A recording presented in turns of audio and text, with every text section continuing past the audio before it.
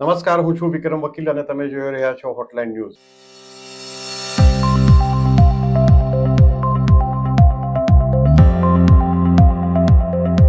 ગુજરાત સ્થાનિક સ્વરાજ્યની ચૂંટણીઓ માથા પર છે અને ઉમેદવારી પાછી ખેંચવા ત્યારે ઘણી બધી ગરબડ થઈ અને ઘણા વિવાદો પણ થયા, કેટલાક આક્ષેપો પ્રત્યાક્ષેપો પણ થયા.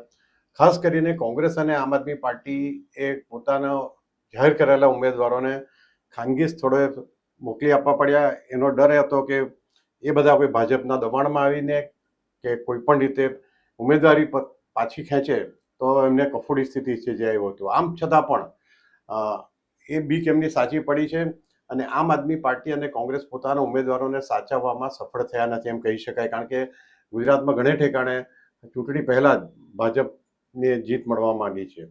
આ બાબતે આપણી સાથે ચર્ચા કરશે જાણીતા પત્રકાર કિરીટભાઈ ત્રિવેદી. કિરીટભાઈ, હોટલાઇન ન્યૂઝમાં આપનું સ્વાગત છે. જી ધન્યવાદ સાહેબ.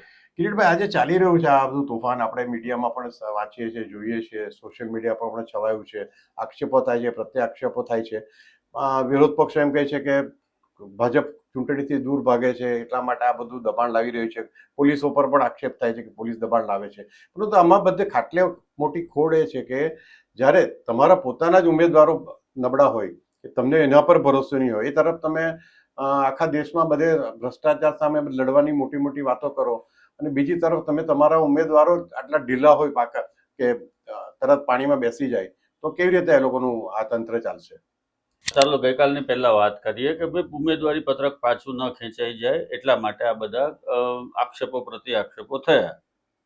વાસ્તવિક સ્થિતિ શું છે, જમીન પરની સ્થિતિ શું છે? તમારો ઉમેદવાર જીત્યા પછી એ 5 વર્ષ તમને વફાદાર રહેશે? આમ આદમી પાર્ટી કે કોંગ્રેસની વાત કરીએ છીએ આપણે? કેટલા બધા એવા ઉદાહરણો છે સાહેબ, રાજ્ય વિધાનસભાની માંડી અને સુરત મહાનગરપાલિકા સુધી. એમાં પણ તમારા આમ આદમી પાર્ટીના ઉમેદવારો જે વિજેતા જાહેર થયા ત્યાર પછી રાજીનામા આપીને 4 મહિના, 6 મહિના, વર્ષ, 2 વર્ષની અંદર ભારતીય જનતા પાર્ટીના સમર્થનમાં આવી ગયા છે. પેટા ચૂંટણીઓ જ્યાં જ્યાં થઈ છે ત્યાં પણ એકમાત્ર વિસાવદરની બેઠકને બાદ કરતા આમ આદમી પાર્ટીને બધું જ ગુમાવવાનો વખત આવ્યો છે. તો તમે અત્યારે કદાચ એને છુપાવી દેશો, સમજાવી દેશો, ગમે તે રીતે કદાચ એ લોકો જીતવાના નથી, મોટા ભાગના હારવાના જ છે. એમાંથી 5-7 ભૂલે ચૂકે આવી ગયા જીતીને એમાંથી, તો એ 5-7 પણ એને વફાદાર રહેશે, એના મતદારોને વફાદાર રહેશે કે કેમ, એ પણ એક સવાલ છે. આપણે સુરતની અંદર જોયું કે સુરતની અંદર કોંગ્રેસ તો મહાનગરપાલિકામાંથી નેસ્ત નાબૂદ થઈ ગઈ, સફાયો થઈ ગયો કોંગ્રેસનો. આમ આદમી પાર્ટી 24 થી 26 જેટલી બેઠક લઈને આવી, એમાંથી પણ 10-12 જણા પાછા જતા રહ્યા. તો તમે એને કેટલા વર્ષ સાચવશો? હવે બીજો સૌથી મહત્વનો મુદ્દો એ છે કે તમે જેના ઉપર વિજયનો વિશ્વાસ મૂકીને તમે ટિકિટ આપો છો એ પાછા ત્યાં ન જતા રહે એવો તમને અવિશ્વાસ છે. હવે તમને જ તમારા ઉમેદવારો ઉપર વિશ્વાસ નથી તો પ્રજાએ મતદાર તરીકે તમારા ઉમેદવાર ઉપર વિશ્વાસ શા માટે કરવો? આ પણ એક મહત્વનું છે ને કે તમને જ તમારા માણસો, તમારા જ કાર્યકરો, તમારા જ હોદ્દેદારો ફૂટી જશે એવો ડર હોય તો પ્રજાને તો ક્યાંથી એવો વિશ્વાસ આવે કે 5 વર્ષ સુધી એ આપણને વફાદાર રહેશે અથવા પ્રજાની પસંદગી પ્રમાણે એમને વોટ આપવામાં આવ્યો છે આમ આદમી પાર્ટી કે કોંગ્રેસને, તો 5 વર્ષ સુધી કરશે નહીં જાય અને સેવા કરશે લોકોની. જો કે હવે આ બધા કોઈ આમ આદમી પાર્ટી વાળા હોય, કોંગ્રેસ વાળા હોય કે ભાજપ વાળા હોય, કોઈ સેવા કરવા આવતા જ નથી. બધા જ મેવા ખાવા આવે છે એટલે એમને ત્યાં વધારે સાકર મેવા મળશે તો ત્યાં જતા રહેશે. એટલે તમે કાલનો દિવસ સાચવી લીધો કે ફાર્મ હાઉસમાં કે ગમે ત્યાં રાખ્યા તો એનો કોઈ મતલબ નથી.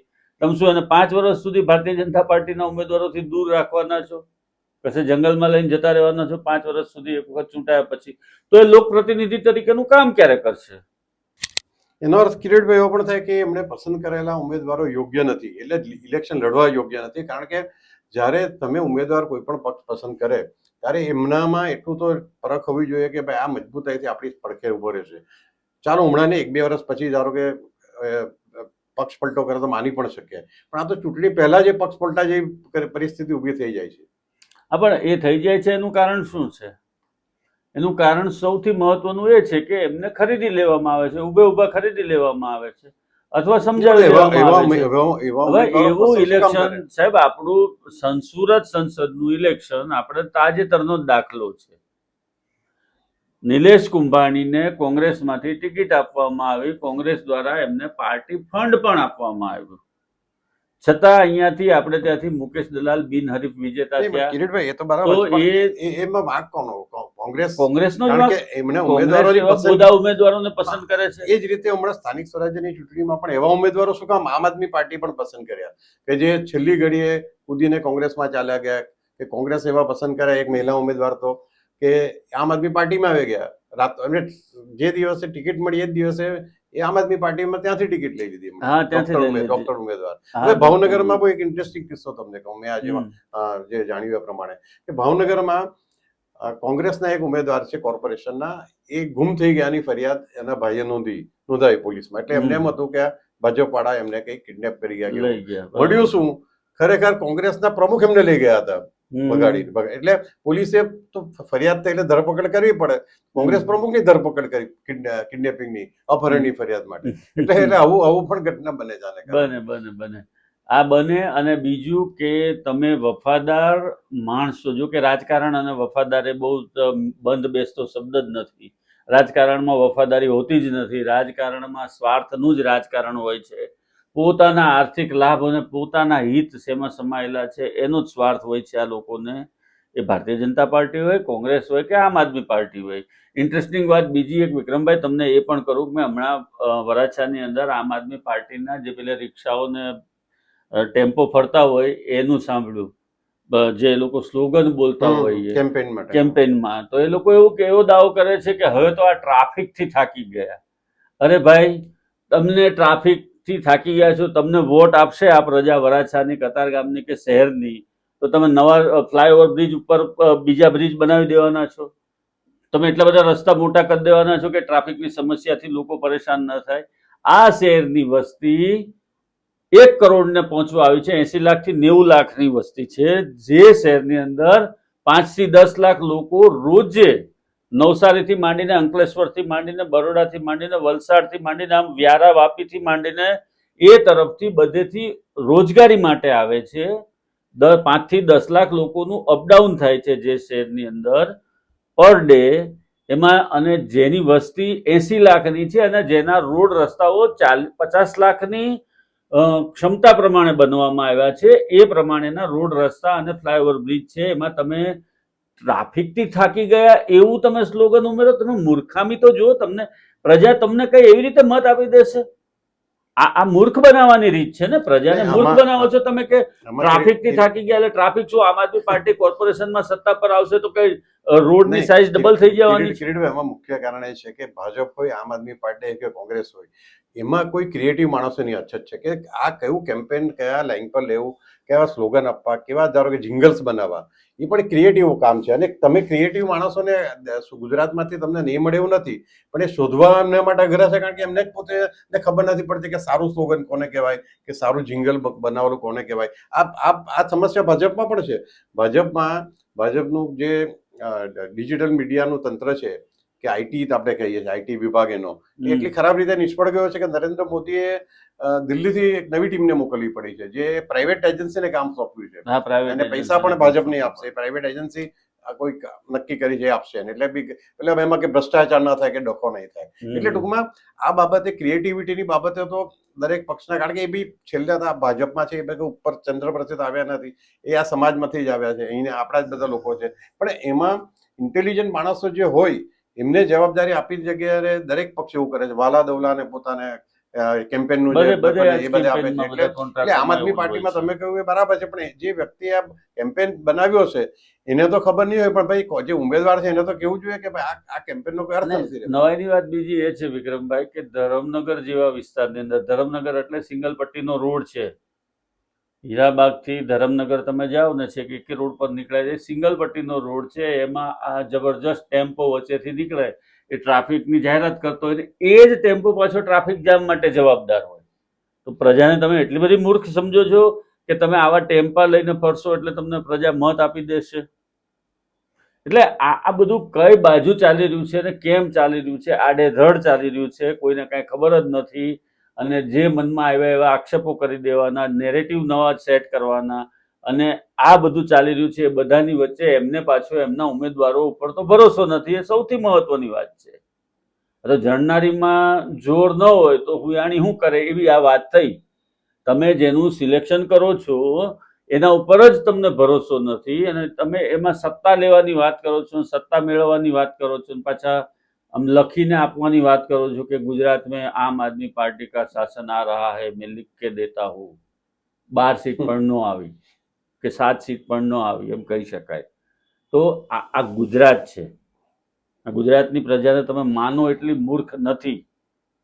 એટલે આવું બધું જે તિકડમબાજી કરીને એક આ સસ્તી પ્રસિદ્ધિ મેળવવાનો ખેલ છે. હું તો આને એવું કહું છું સાહેબ કે આ પણ એક પ્રકારનું એ લોકોનું આમ આદમી પાર્ટી કે કોંગ્રેસનું કેમ્પેન જ છે. ભાઈ અમારા ઉમેદવારોને ખરીદી લીધા, અમારા ઉમેદવારોને ભગાડી ગયા, અમારા ઉમેદવારોને તમારે છુપાવવા પડ્યા. આ પણ કેમ્પેનનો જ એક ભાગ ગણવો જોઈએ ને આનો ખર્ચ ગણવો જોઈએ ચૂંટણી પંચે. જે તમે ફાર્મ હાઉસમાં રાખ્યા છે તમારા ઉમેદવારોને એનો પણ પર ઉમેદવાર એનો ખર્ચ ગણો, એનો ખર્ચ ગણો, પાર્ટીના ખર્ચમાં એનો ખર્ચ ગણાવરાવો. આવું કરવું પડશે. જી, એટલે મને એમ લાગે છે કે આ છેલ્લા સંસદની ચૂંટણી વખતે પણ જોયું આપણે, હવે આ સ્થાનિક સ્વરાજ્યની ચૂંટણીમાં પણ જોઈએ છે, અને ભવિષ્યમાં ટ્રેન્ડ ચાલુ જ રહેવાનો છે કિરીટભાઈ, કે ઉમેદવારો ઉમેદવારી કેટલા માટે જ કરવા જશે કે એને જે કંઈ 5-10 લાખ રૂપિયા, કોર્પોરેશનમાં તો વધારે રકમ નહીં આપે કોઈ, 15 લાખ કે 20 લાખ રૂપિયા મળે, અને સંસદમાં હોય તો 50 લાખ કરોડ જેવી રકમ પણ મળી શકે. એને ક્યાં ગુમાવવાનું છે? 5 લાખ કે 25 લાખ કે 50 લાખ તુલમાં આવ્યા એ જાંબુ, એટલા માટે ઘરે લઈને સુઈ જવાનું છે. આવી વ્યક્તિઓ ઇલેક્શન લડવા પણ એટલે જ તૈયાર થતી હોય છે. આ બધાની વચ્ચે સાહેબ એક બીજી નવી વાત કહું તમને, આ બધાની વચ્ચે નૈતિકતાની બાબતમાં આપણી પ્રજા કેટલી પછાત છે. નૈતિકતાની બાબતમાં આપણે કેટલા પછાત છીએ એને તમને હું બહુ મોટું ઉદાહરણ આપું સાહેબ. આ વિશ્વમાં બેલ્જિયમ નામનો એક દેશ છે, અને બેલ્જિયમ એકમાત્ર દેશ વિશ્વમાં એવો છે કે લોકો ભારતીયોને એટલે કે ઇન્ડિયનને પાસપોર્ટ આપે છે, વિઝિટર પરમિટ આપે છે, પરંતુ એને નાગરિકતા નથી આપતા. કેમ કે તમે સાલી એ પ્રજા છો કે તમે અંગ્રેજોની આટલા વર્ષ સુધી ગુલામી કરી, એ 5000 માઇલ દૂરથી આવતા હતા તો પણ તમારી ઉપર એને શાસન કર્યું. 5000 અંગ્રેજોએ તમારા ઉપર શાસન કર્યું, અને તમારી જ પોલીસ, આપણી જ પોલીસ, જે પોલીસ આઝાદીના સમયે સ્વતંત્ર સેનાનીઓને દંડા મારતા હતા એ કંઈ ઇંગ્લેન્ડથી તો આવ્યા નહોતા, એ તો આપણી જ પોલીસ હતી, પગારદાર પોલીસ હતી અંગ્રેજ સરકારની. તો એની દલીલ એવી છે બેલ્જિયમની કે જે પ્રજા પોતાની જ પ્રજાની ઉપર દંડા વરસાવતી હોય અંગ્રેજોના કહેવાથી, તો એ પ્રજાનું નૈતિકતાનું ધોરણ કેવું હોય? અને નૈતિકતાનું ધોરણ જેનું નીચું હોય એ પ્રજા અમારે જોતી જ નથી. અહીંયા તમે આવો વિઝિટર તરીકે, તમે બેલ્જિયમમાં ડાયમંડનો વેપાર કરો ને 6 મહિના થાય એટલે પાછા નીકળો, પાછા નવા વિઝા લઈને આવો તમે. બીજું મોટું ઉદાહરણ આપું કે ક્રિકેટની અંદર સટ્ટાકાંડ સૌથી પહેલા બહાર આવ્યો હેન્સી ગ્રોન્યે, આફ્રિકન ખેલાડી હતો એનો, અને આપણે ત્યાંથી મોહમ્મદ અઝરુદ્દીન. આ એક સટ્ટાકાંડ બહાર આવ્યો હતો કે ભાઈ આ સટ્ટો રમાય છે, આમાં લોકો મેચ ફિક્સિંગ કરે છે.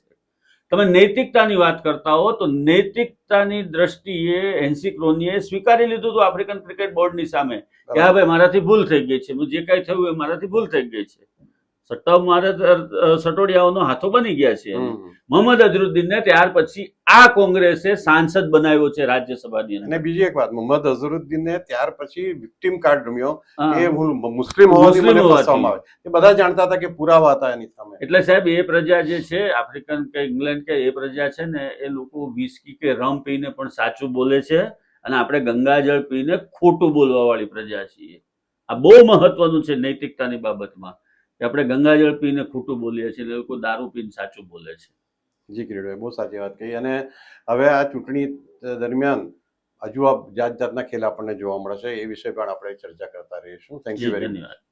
આવા પ્રકારના વિડીયો તમને જોવા ગમતા હોય તો હોટલાઇન ન્યૂઝ ચેનલને લાઇક, શેર અને સબસ્ક્રાઇબ કરો.